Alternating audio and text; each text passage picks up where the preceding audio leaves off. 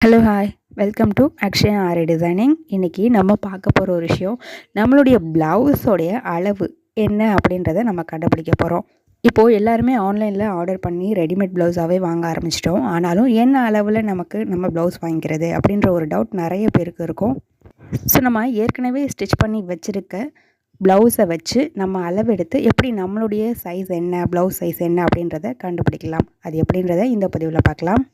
உங்களுக்கு கரெக்டாக இருக்கக்கூடிய ப்ளவுஸ் எதுவோ அதை எடுத்துக்கோங்க, அயர்ன் பண்ணிக்கோங்க. இந்த மாதிரி ப்ளவுஸை விரித்து வச்சுக்கோங்க, சுருக்கம் எதுவும் இல்லாமல். இந்த மாதிரி ஒரு இன்ச் டேப் ஒன்று கடையில் வாங்கி வச்சுக்கோங்க. ப்ளவுஸுடைய பேக் பார்ட் வச்சு தாங்க நம்ம அளவெடுக்க போகிறோம்.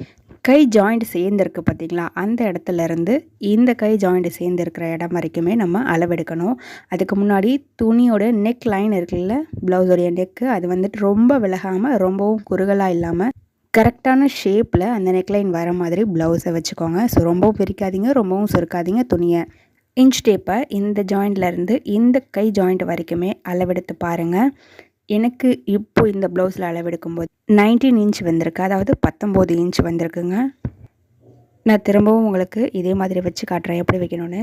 கை ஜாயிண்ட் ஆகிற அந்த இடத்துலேருந்து இன்னொரு கை ஜாயிண்ட் ஆகிற அந்த இடத்த வரைக்குமே இதுதான் மார்பு சுற்றளவுன்னு சொல்லுவாங்க. இந்த இடத்துல நீங்கள் கரெக்டாக அளந்து பாருங்கள். திரும்பவும் எனக்கு 19 இன்ச் தான் வந்திருக்கு. இந்த 19 இன்ச்சை கையில் வச்சுட்டு திரும்ப டேப்பை நீங்கள் 2ஆக மடக்குனீங்கன்னா 38 இன்ச் வருது.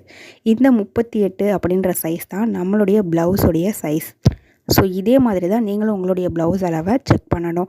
ஆன்லைனில் ஆர்டர் பண்ணும்போது என்ன சைஸ் வருதோ உங்களுக்கு அதை தான் நீங்கள் கரெக்டாக ஆர்டர் பண்ணணும். தேங்க்யூ.